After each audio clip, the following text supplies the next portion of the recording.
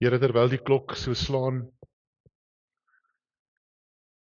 herinner dit ons aan die uur van gebed wat die Joodse geloof ons leer.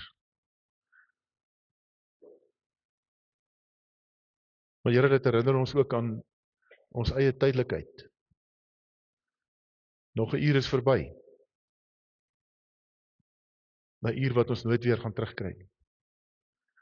Dankie dat ons 'n deel van hierdie uur kon klaarmaak en opstaan en hierna hierdie byeenkoms te kom in hierdie kerkgebou. Thank you, Lord, for being timeless.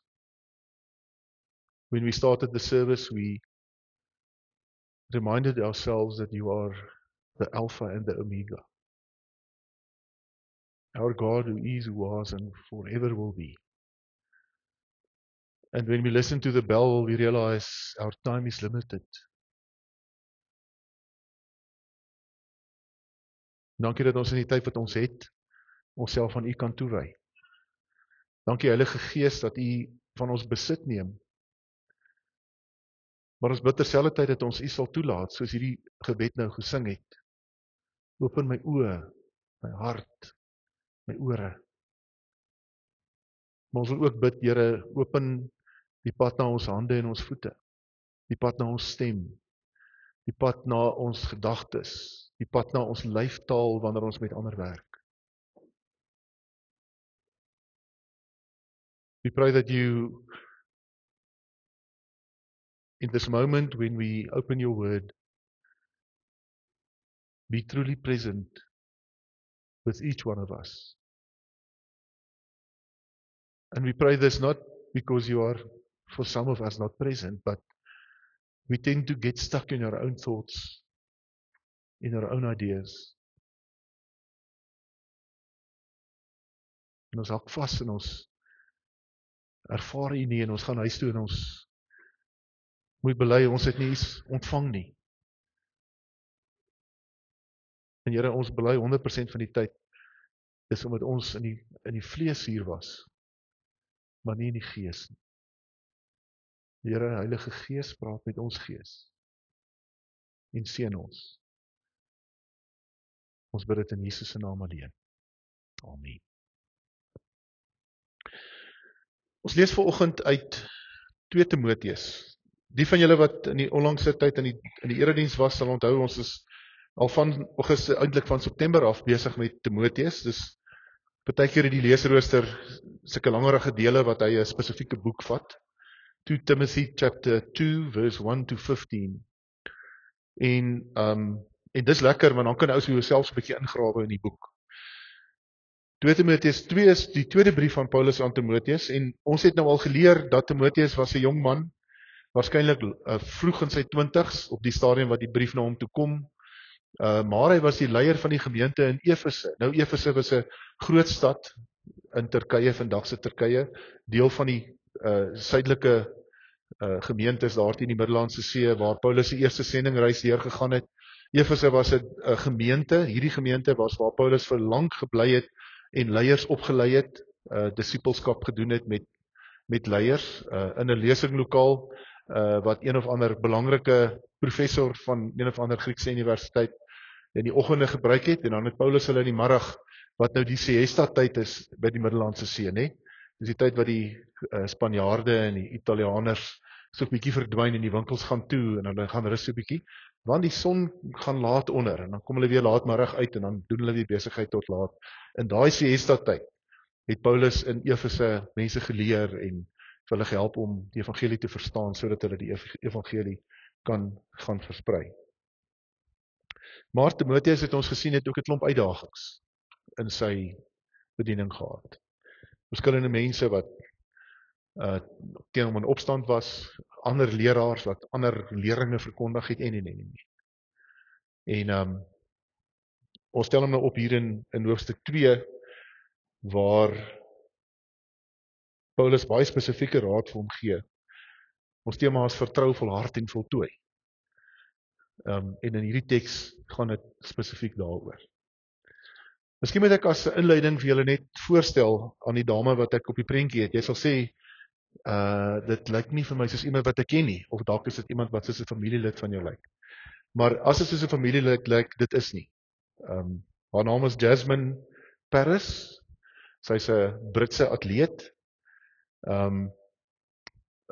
Goeie atleet. Sy het 'n klomp wedrenne, wedlope in Brittanje gewen in 'n Britse kampioenskap of 2. Maar haar forte lê eintlik in ultra afstande. Afstande verder as 100 km. Dis eintlik waar haar forte lê. En sy het in 2024, dis nou verlede jaar, die eerste vrou geword wat die Barkley Marathons, die Barkley Marathonne voltooi het. Nou wat is die Barkley Marathonne? Kom ek praat met jou vir 'n oomblik daaroor. Dankie Johan. Die Barkley Marathonne is 'n wedren in Amerika. Wat 'n bietjie onder die dekmantel gebeur. Hy word nie vreeslik geadverteer nie. Jaarliks neem daar net 40 uitgenooide atlete deel aan die wedrenne of aan die marathons. Die afstand is 160 km, maar in die 160 km klim jy 20.000 meter.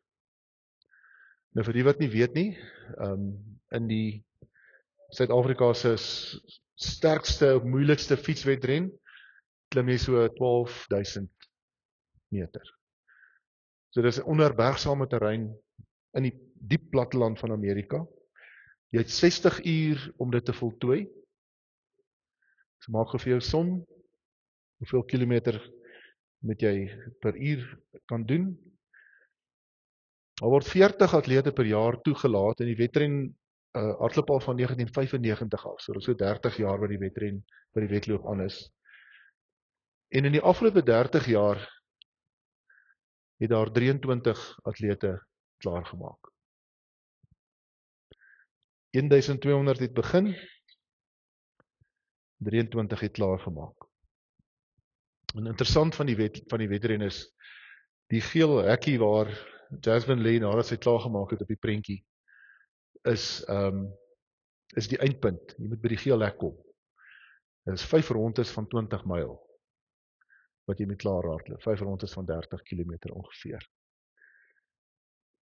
Die terrein wat sy daarop hardloop is min of meer hoe dit lyk in tydens die wedren. En wat jy moet doen om te bewys dat jy die wedren voltooi het, is daar's 13 boeke versteek in die loop van die wedren. En jy moet 'n bladsy uit elke boek uitskeur. En met die 13 bladsye by die eindpunt aankom binne die tyd wat jy daar moet aankom. En sy het die wedren voltooi in 58 uur, enkele minute, enkele sekondes. Sy het die wedren klaargemaak. Hoekom vertel ek jou Jasmine Paris se storie? Want op 'n manier is dit wat sy bereik het, is op 'n manier waarvan die teks praat. En ek wil jou 'n metafoor gee om dit aan te hang, om dit aan te hak, wanneer jy oor die teks dink. So kom ons lees die teks saam, en ons probeer iets verstaan. Ek het hom weer 'n bietjie op die skerm gesit, met Timoteus probeer ek hom so 'n bietjie op die skerm sit. Lees hom in jou Bybel saam en kyk, ek het so hier en daar iets gemerk. Nou hierdie eerste 8 verse, eerste 7 verse is nie presies deel van die leesrooster teksie, maar het is belangrik dat ons dit sal optel, want Timoteus, as hy nog nie ontdek het dat die sukses van sy bediening of van sy lewe as gelowige hang nie van sy talente en sy krag en sy insig en sy kreatiwiteit af nie, is hierdie deel bedoel om dit reg te stel. As hy nog steeds dink, maar dit hang van homself af. Ons het nou gelees laasweek en die vorige week hoe Paulus hom aanmoedig. Laasweek se tema was hou die pas, ook uit 'n groot wedren uit, marathon, die Comrades marathon. Hoe Paulus vir hom laasweek gesê het, hou die pas, bly by dit wat God vir jou gegee het. Bly by dit. Hou aan. En hier in hierdie eerste paar verse gee hy vir hom 'n paar voorbeelde uit die praktiese wêreld waarin hulle leef van dieselfde. Jy dan my seun, wees sterk. Okay, deur die genade. Wees sterk deur die genade. Moenie sterk wees uit jou eie krag. Wees sterk deur die genade wat ons in Christus Jesus het. Wat jy my vir baie getuies hoor verkondig het, wat moet jy doen? Moet jy dit toevertrou aan betroubare manne wat bekwaam kan wees om dit ook aan ander te leer. So wat is sy werk as leier van die gemeente? Is om die boodskap van die evangelie toe te vertrou aan betroubare mense wat dit aan ander kan leer. Die beginsel wat die Here vir Moses gegee het, toe Moses uitgebrand het, daar reg aan die begin van die Bybel, toe sê die Here vir Moses, jy gaan dit nie alleen kan doen nie. Dit hang nie van jou af nie. Kry vir jou betroubare mense uit die verskillende stamme uit, wat jy kan oplei en wat jy kan toerus en verantwoordelikheid kan gee. Dis hoe dit werk. En daarom in vandag se gemeentes, as daar lidmate is in 'n dominee, dink almal, ons is so wonderlike dominee. Hy doen alles. En as die dominee se wiele afval, dan dink ons, hy was nie goed genoeg nie, ons moet 'n beter dominee kry. Kom ons kyk of ons nie 'n beter dominee kan kry nie. Terwyl die dominee se werk is eintlik om jou toe te rus, ons gemeentelede toe te rus, sodat hulle die boodskap kan vorentoe vat. Nou sê hy, dra jou deel van die ontberings is swaar kry, lyding, soos 3 verskillende beelde. 'n Goeie soldaat, 'n atleet wat aan 'n wedstryd deelneem en 'n boer wat die harde werk doen. 'n Goeie soldaat wil sy bevelvoerder tevrede stel en bemoei hom nie met dinge van die gewone lewe nie. 'n Goeie soldaat is gefokus, hy bly by die bevele wat hy het. 'n Atleet wat aan 'n wedloop deelneem, kan die prys wen slegs as hy volgens die reëls meeding. Daar's 'n tweede idee. Bly by wat jy het, bly by die bevele wat jy het, volg die reëls van die wedren, doen jou bes, wees sterk, gaan so hard as wat jy kan. Jy kan nie by die einde kom as jy dit nie doen nie. En dan die boer wat die harde werk doen, behoort eerste deel van die oes te kry. So 'n boerdery is ook soos 'n wedren. Ek het vanoggend vroeg gelê en bid en gedink, joh, ek hoop meeste van ons boere is al klaar geplant of amper klaar geplant. En ek het myself probeer indink, hoe voel dit vir 'n boer om wakker te word vroegoggend en die reën te oorval op die sinkdak en uit te kyk en te sien die aarde is papnat. En te weer daar gaan 'n oes wees. Die boer doen die harde werk en daarom kry hy eers 'n deel van die oes, daar's 'n beloning. So, wat sê Paulus? Hy sê, bly by jou bevele, wat jou bevelvoerder jou gegee het, speel vir ons die reëls, hardloop so hard as wat jy kan, en daar's 'n beloning, as jy voltooi, as jy vorentoe gaan. Dink na vers 7 oor wat ek sê, die Here sal jou insig gee, om alles te verstaan. Ok, so ek gee vir hom 'n prentjie. Dus ek volgende vir jou 'n prentjie gegee van Jasmine, gee Paulus vir hom prentjies uit sy daaglikse lewe uit. Dan in vers 8 tot 13, is eintlik die fokus van ons boodskap vandag. Onthou altyd, kyk terug, nee? Hoekom byt jy vas? Hoekom vertrou jy? Hoekom volhard jy? Hoekom wil jy voltooi? Hoekom? Onthou altyd, omdat Jesus Christus, 'n nakomeling van Dawid, uit die dood opgewek is. Nou daar is die opstanding, die sleutelbelangrikheid van die opstanding. Dis hoekom die opstanding soveel navorsing al gekry het in die geskiedenis. En dis die rede waarom die opstanding ook deur gelowiges nagevors is en dat daar goeie historiese feite is rondom die opstanding. Want die opstanding is 'n sleutelgebeurtenis in die evangelie. En Jesus Christus, 'n nakomeling van Dawid, sê, hy is die Messias wat die Ou Testament voorspel.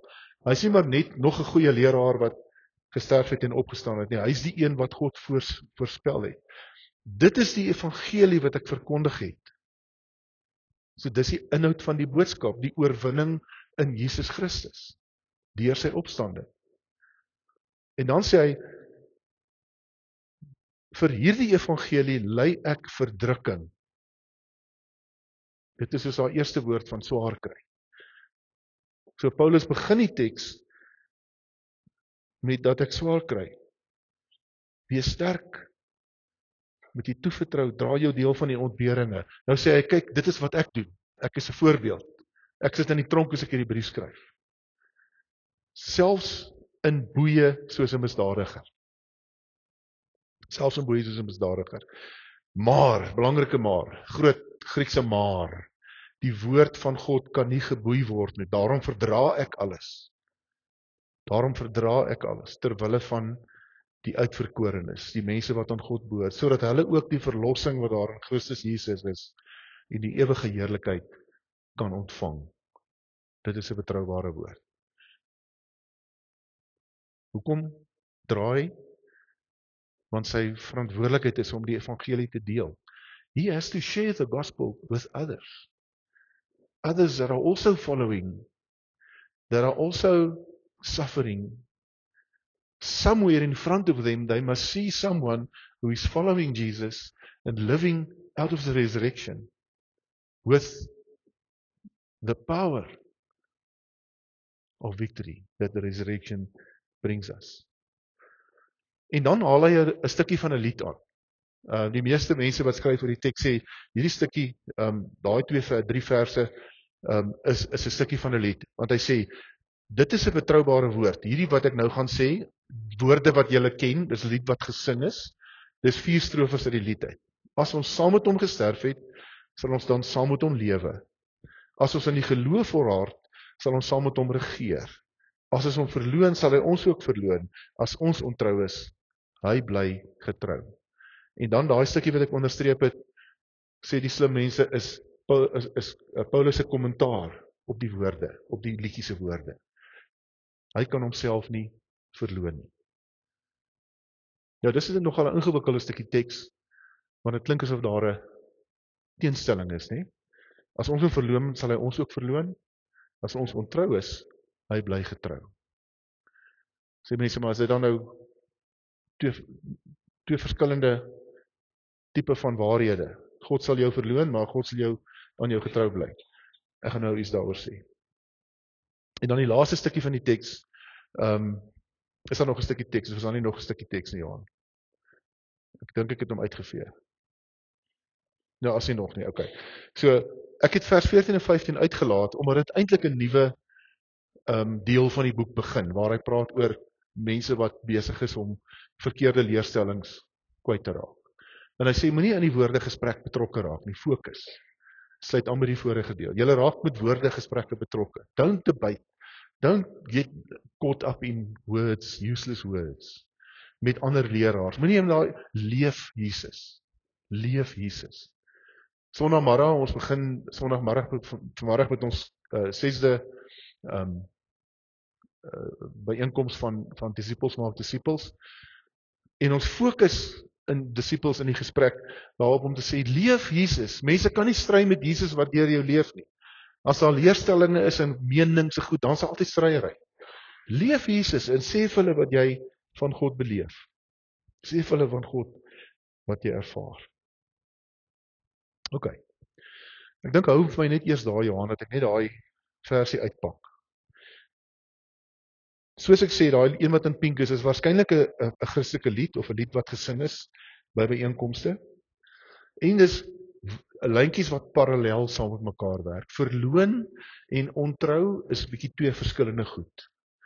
Verloon laat ons dink aan Hebreërs 6 en Hebreërs 10 waar die skrywer sê, as ek selfs die dinge van die toekomstige eeu ervaar het en ek draai my rug op God, ek stap weg van God af en ek hou daarmee aan tot die einde van my lewe, dan verloor ek in myself die sekerheid of God nog steeds sy genade vir my sal gee. As ek daarmee aanhou. En dis wat daai derde reeltjie sê, as ons God verloon, as ons God weggee en ons stap weg van hom af en ons ontken hom en ons opponeer hom en ons doen dit tot die einde van ons lewe, is ons, sê die Bybel, is ons half onseker van onsself. Ek kan nie vir Jesus aanvaar en hom dan weggooi en hom weer kruisig, soos Hebreërs sê, en dan dink, maar die genade is so goedkoop, dat ek maar in elk geval gered sal word. En dis 'n harde woord om te hoor. Dis 'n harde woord om te hoor, vir mense wat ergens 'n pad saam met die Here begin het, en nie ontrou geraak het nie, ongehoorsaam geraak het nie, maar wat God verloon met woorde en dade. En dis wat hierdie lied probeer sê, en daarom kom die skrywer met daai sinnetjie, hy kan homself nie verloon nie. God gaan getrou in homself wees, en ergens anders in Timoteus is daar 'n hele stuk teks wat sê, God se genade is ook vir die teenstander van God. So dis nie iets waaroor ek oordeel nie. Ek gaan nie rondgaan en vir mense sê, o ja, maar jy moet onthou, jy het klaar jou saligheid verloor nie. Jy was nou 3 weke nie in die kerk nie. So jy moet weet jy speel op afbop se stoepe. Dis nie vir ons nie. Die teks sê dit is iets wat in God se wil berus. En iets waarvoor ons God kan vertrou. Sy getrouheid. Sy getrouheid. So wat sê die teks vir ons? Dankie Johan, ek kan vir daai volgende prentjie opsit. Die eerste ding wat ek dink die teks vir ons probeer kwytraak, is God en sy goeie nuus is betroubaar. God en sy goeie nuus is betroubaar. Ons leef in 'n ingewikkelde wêreld, waar daar soveel stemme is. If you looked around yourself this weekend, you would have seen thousands of people from different backgrounds, from different places, being in our little town, in our little village. And even with nobody visiting us, our village is also a very intricate web of different people. En die boodskappe wat ons baie keer kry in die wêreld uit is dalk meer verwarrend as iets anders. Hulle sê God en sy goeie nuus is betroubaar. Dis iets waarin jy kan vashou. En hy wys dit deur sy lewe. Hy staan nie net op 'n plek, klim in sy dierkar en ry huis toe nie, as hy dit sê nie. Hy sit in die tronk en hy skryf dit. Hy sê, ten spyte van die lyding wat ek verduur en die feit dat ek elke dag verhonger word en gestraf word en koud slaap en hard slaap en ergens moet ek Rome toe gaan want ek moet die keiser sien en ek kan my lewe verloor as gevolg van die feit dat ek nie die keiser aanbid nie, dat ek 'n ander godsdienst het as wat die keiser sê ek moet hê. Te midde daarvan sê ek, dis iets wat waar en betroubaar is, waaraan ek kan vashou. En wanneer ek dit doen, sê hy vir my, as ek teëspoed kry, of as ek moeg raak, of as die sorge van die lewe my begin aftrek, hou aan, volhard, hou aan, volhard. Die tweede ding wat hy sê is, dra die goeie nuus met volharding. Want onthou, ek en jy is partykeer die enigste Bybel wat 'n persoon wat nie die Here ken nie, gaan lees. Nie partykeer nie, baie keer. Net in ons klein dorpie, in my vriendskappe met 'n klomp mense in ons gemeenskap, waarvan baie glad nie kerklik betrokke is of selfs gelowig is nie, besef ek, die manier waarop ek in hierdie vriendskappe is die Bybel wat hulle gaan vandag lees. Dit maak my nie belangrik nie. Dit maak dit net belangrik dat ek volhard in hierdie boodskap wat God vir my gegee het.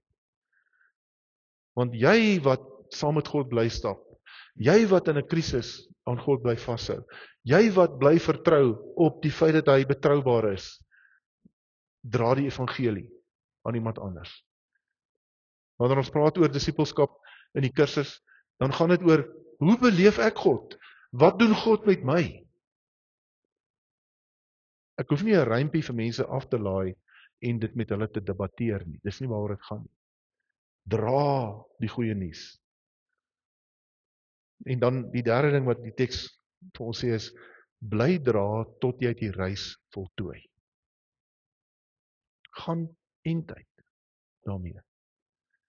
Ek het die voorreg gehad gistermiddag om 3 jong mans te ontmoet.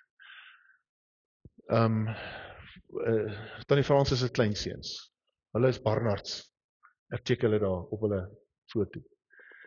Hulle het 'n WhatsApp program ontwerp om skoolkinders te help om huiswerkondersteuning te kry vir hulle graad vir die vakke wat hulle het. En jy registreer op hulle WhatsApp en jy tik jou naam in en jy tik jou graad en jou standaard in en dan kan jy enige vraag vra oor die vak. As jy besig is om huiswerk te doen op jou WhatsApp, vra die vraag. En dan gee hulle program vir jou die inligting van wat jy moet, soos om 'n onderwyser in jou hand te hê. En ons het seker hulle het bedoel om vir 5 minute te kuier, en toe word dit 10 minute, toe word dit 'n halfuur. En tannie Fransis sê nou dan, ek moet gaan pappa wors maak, en hulle praat vanoggend nou, praat hulle in Soweto met 1000 ouers in Johannesburg. 2 van tannie Fransis se kleinkinders, 3 van hulle. Gewone jong manne wat gesê het, wie wat? Die wêreld het nodig, Afrika het nodig om goeie onderrig te hê. En ek sê vir hulle gistermiddag, ek sê vir hulle ouens, julle moet weet, die pad is lank en swaar. Daar's mense wat wil geld maak uit julle uit. Daar's mense wat wil nie sien dat julle gaan sukses hê nie.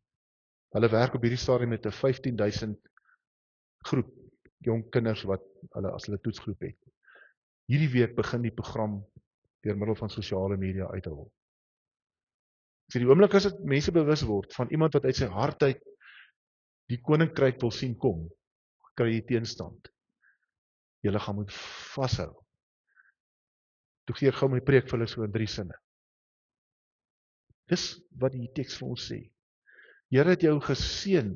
Here het jou bedien van gawes en talente, van liefde vir mense. En ons is geroep om dit te dra met volharding tot aan die einde, tot ons die reis voltooi. Dankie Johan. En dis waar die 3 woorde vandaan kom: vertrou, volhard en voltooi.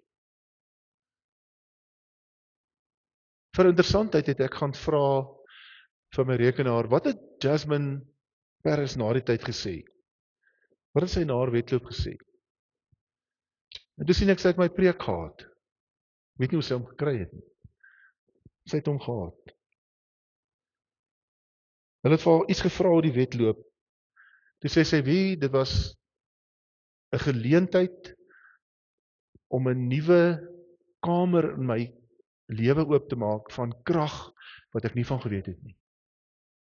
Al was sy 'n atleet wat al klomp toekennings gewen het, goeie atleet, sê sy in daardie diep worsteling aan die einde, toe sy weet haar tyd is min en daar's nie geleentheid om, ek meen sy moet nou klaar maak, dis of nou of nooit.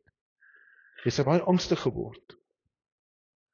En sy het ontdek, sy het plekke, sy het krag, lewenskrag, wat sy nie van geweet het nie. 59 minute, 59 ure, 58 minute, 21 sekondes. 99 sekondes voor die wedloop sy tyd verby is, het sy klaar gemaak. Sy het plekke ontdek in haar, wat kan volhard, wat kan vertrou. Sy sê, die belangrikste ding wat sy gedoen het, sy het minute oor, en al wat sy in kan glo, is wat sy voor die tyd gesê het, ek dink ek kan klaarmaak. En sy kan hierdie ongelooflike ding regkry. Hoe moet dit wees vir my, wat 'n kind van God is, in Jesus Christus, wat die Heilige Gees het wat in my woon, wat God se betroubare woord het, sy betroubare goeie nuus. Wat se kamers is daar moontlik in my lewe, om aan Jesus te bly vashou? Sy sien die laaste minute van hierdie wedloop, het sy dit ontdek. Sy sê sy was gemotiveer deur 'n begeerte om haarself te bewys as 'n vrou. Sy het geglo dat sy dit in haar het. En sy sê die 2 kere wat sy van tevore die resies aangepak het en nie klaar gemaak het en misluk het haar gereedskap gegee om die 3de keer suksesvol te wees. En toe ek dit lees, het ek myself, hoe kan jy 'n 2de keer probeer na al die lyding? Hoe kan jy 'n 3de keer probeer na al die lyding? Dit is 'n ongelooflike menslike verhaal. Maar dit is net 'n hanger wat jy God se goeie nuus aanhang. Want ek en jy het toegang tot God se skatkamers vir wanneer ons nie meer kan nie. Wanneer die wêreld met ons praat en sê dit sinneloos wat julle doen. Dit maak nie sin nie. Ja, dit is so, die Bybel sê dit maak vir jou nie sin nie, as jy nie glo nie. Ek glo. As siekte ons vat, hier's mense in ons geloofsfamilie wat regtig met langdurige siektetoestande worstel. kritieke siektetoestande. Ons almal vrees dit. Dis hoekom die versekering praat van die groot siektes. Wat gebeur as ons in daai maalkolk beland?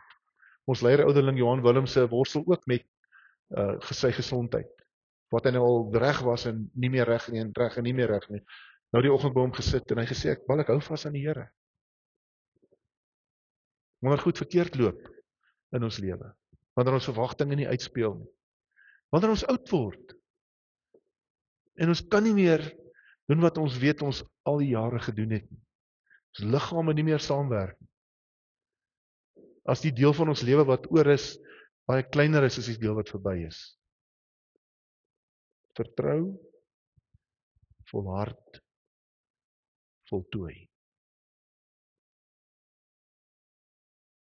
Kom ek sluit af met die reën. Ek is seker dat wanneer 'n gesin wat boere is, planttyd nader, oestyd is dieselfde, maar ons is nou in planttyd.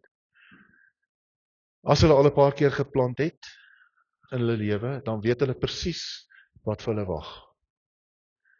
Weke, so onophoudelike 16 uur dae.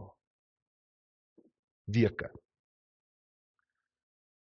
Sondag probeer jy net jou asem terugkry, maandag gat jy weer. En in die middel van planttyd, jy is te ver van begin af, jy kan nie los nie, jy is nog te ver van die einde af om klaar te wees. Dink ek by myself, maar dit is hel om op te staan. En kliphard voluit te gaan weer die dag. Maar aan die einde van planttyd, as ons terugkyk op die klamlande, met die blaartjies wat uitkom, is iets van wat ons boodskap sê. Ons hoef nie te twyfel oor die saad nie. Die goeie nuus, sê Timoteus, hoor Timoteus is betroubaar. Saai, leef, volhard, voltooi. Kom ons bid. Ag Here Jesus, baie dankie vir hierdie teks. Ek dink sommer aan Timoteus en dink aan myself, selfs 30, 35 jaar later in my eie bediening, is daar die dae wat ek met my hande in die lug sit en nie weet hoe ek sekere goed gaan hanteer nie. Daar kom die dae hier in die einde van die jaar, wanneer die jaar se werk en uitdagings so bietjie in 'n mens se lyf kom sit. Dan kom die teleurstellings en die swaar, pynlike goed. Dan kom die kritiek. Dankie dat hierdie woord vir my ook en vir elkeen van ons vandag kom oprig. Dat ons kan volhard. Dat ons kan vertrou. En ek bid Here dat ons sal voltooi. Soos Paulus gesê het, ek het die wedloop voltooi. Ek het die eindpunt behaal. Seën vir ons, Here, as geloofsfamilie, om 'n baken te wees, nie van wonderlike, fantastiese mense nie, maar van mense wat in die diepste, donkerste, moeilikste tye en in die vreugdevolle tye aan U vashou. Ons bid dit in Jesus se naam. Amen.